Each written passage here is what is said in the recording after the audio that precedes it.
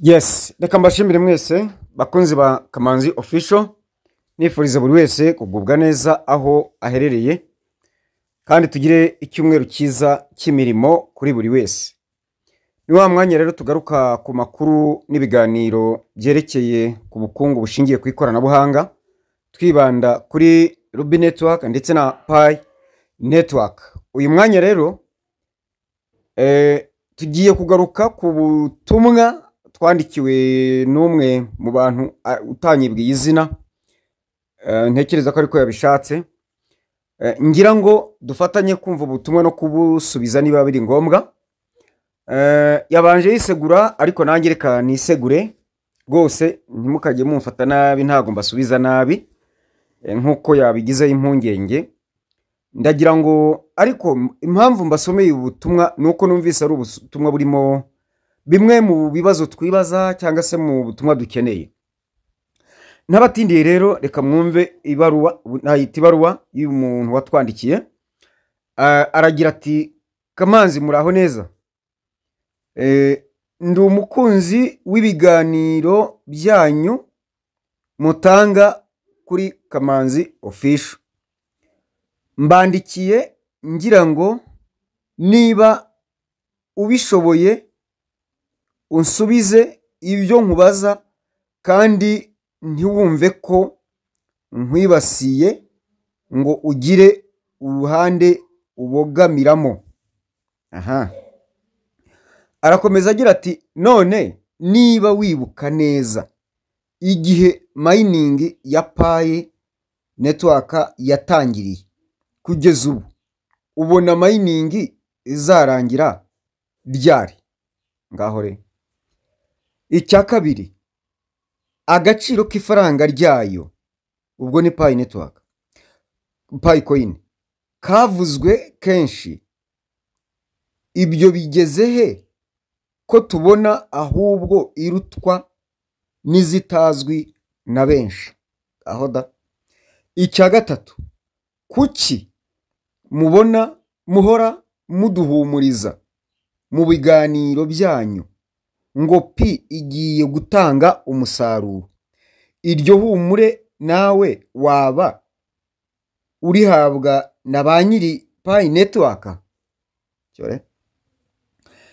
Icya gatatu, ndasoreza ku ngingo yo guhora twuzuza ibyangombwa bisabwa muri Pi Network. Kuki bitarangira cyangwa ngo tumenye ko bihoraho? Icyanyuma, dukeneye kumenya amaherezo ya Pi Network, niba koko yaraje kuduhindurira ubuzima nk'uko uhora ubivuga, cyangwa ifite ibindi igamije. Murakoze kandi ntusubizanye uburakari.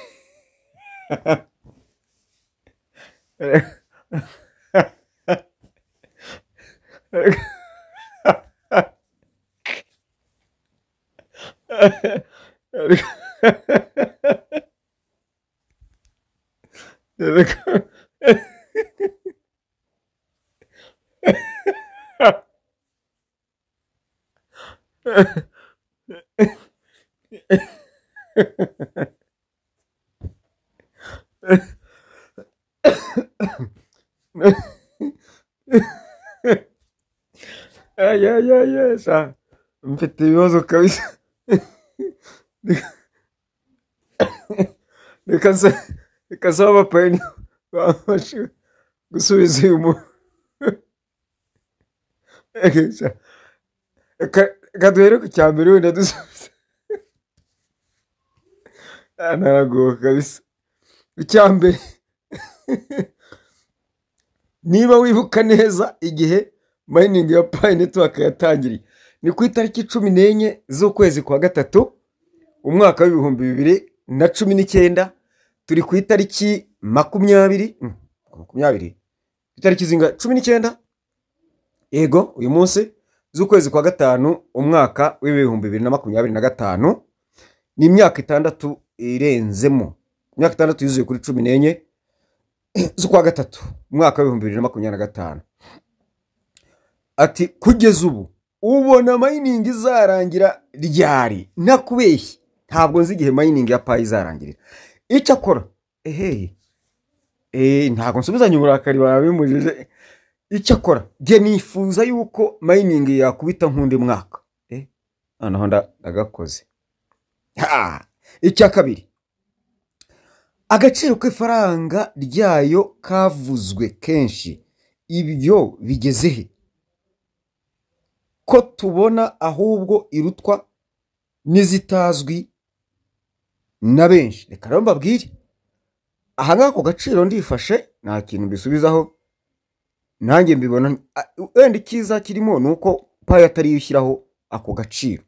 Ntabwo ako gaciro kari muri Pi, ariko iby'agaciro ka Pi kuri Pi network aho ndifashe nta kintu nabisubizaho. Abafite icyo babiziho cyangwa badufasha, icyo nzi nuko GCV gross coin value byanditse ko Pi izagira agaciro k'ibihumbi 314,159 by'amadolari, ari byo bizatuma Pi coin iba stable coin.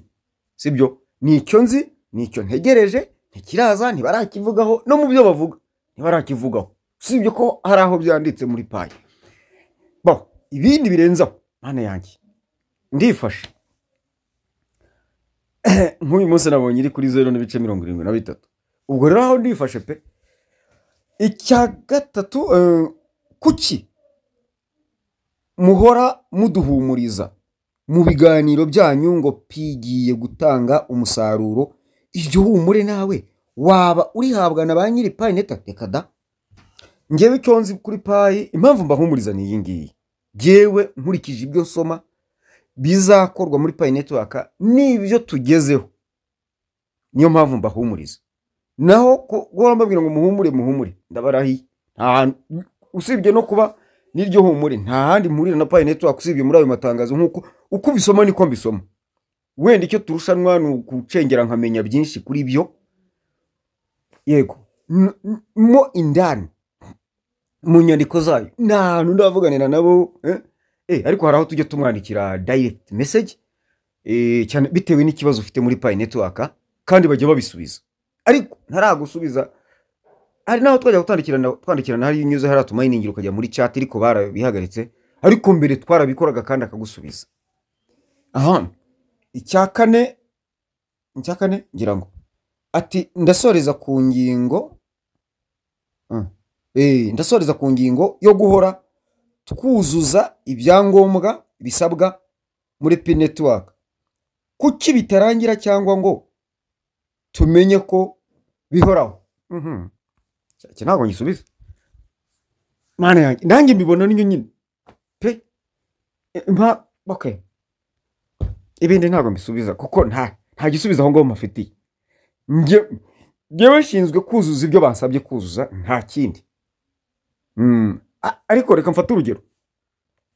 Buriya hano muri leta y'u Rwanda, ni urugero ngiye kuba, hari ibyangombwa twaka.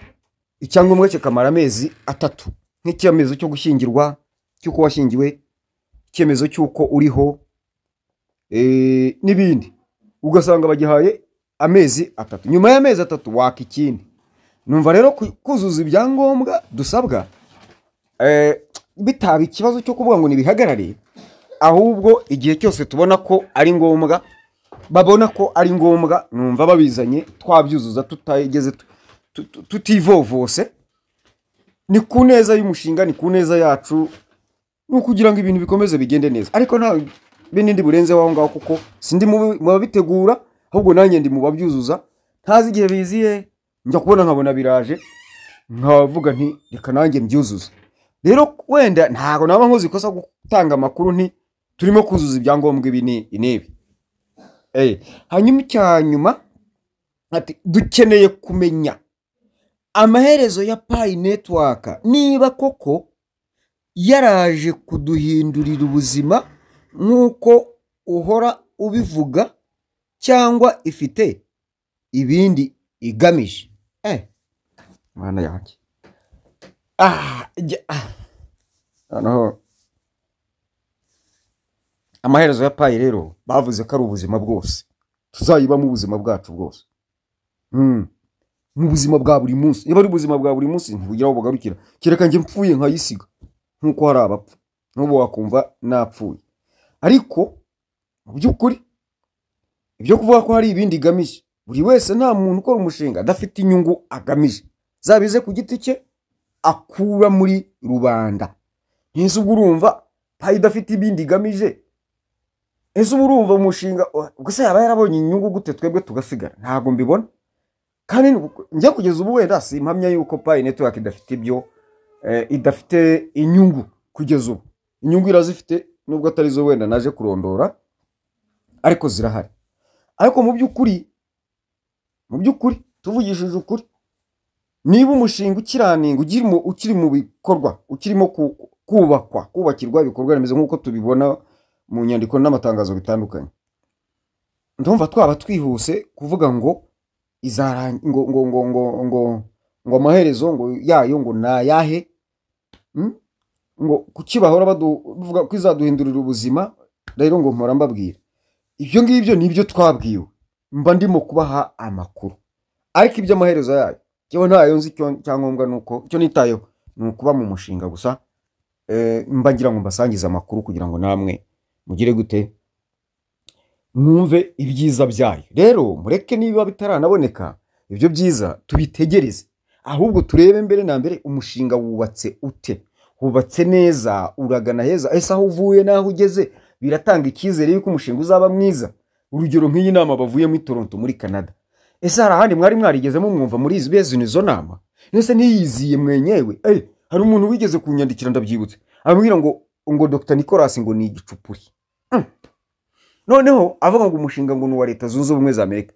Nanjye ndavuga nti se muri iriya nama ejo bundi nibagiwe kukavuga, ariko reka nkavuga ubwo ko nta hantu twabonye Leta Zunze Ubumwe za Amerika cyangwa mu bari baje bahagarariye White House ko twiyumviye bifitiye umushinga wabo wita American Bitcoin. Eric Trump wa muhungu wa Perezida Donald Trump bifitiye umushinga wabo wo kumurika American, muzabona dutangiye kumayininga American Bitcoin. None ko tutigeze twumva mu bintu bya payi ngo twumve mu ndi muntu wari we wese atari Dr. Nicolas Kokari.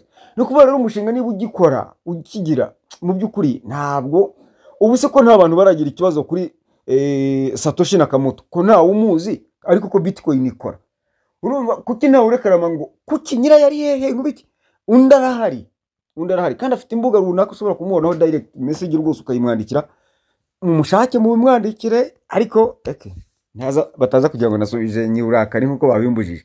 Ariko mu by'ukuri n'ubwo bureka nsubiremo nsoza, nimureke dukurikirana uyu mushinga kuko nta muntu bawikoreza ku mutwe, buri wese yuzuza ibye, ahubwo dutegereze ibizagira gute, ibizakurikiraho uko iminsi igendeza, kuzageza tugeze ku musaruro twifuza cyangwa se bateguye. Mukomeze mugubwe neza. Ariko muri comment ntago ari ngisubiza njyenyine, umuntu yabarije hano, impamvu mba mbisomye no kugira ngo dusangira aya makuru. Buri wese muri comment ngiyo iri open, buri wese yandike uko abyumva, asubize uyu muvandimwe ahari mu bisubizo byinshi yakuramo igisubizo kimunyuze. Umuntu umwe kumusubiza kandi kuba yambajije ndi kumwe n'abandi, ntago numvise yuko nabyisangiza jyenyine kumusubiza, ahubwo twafatanya.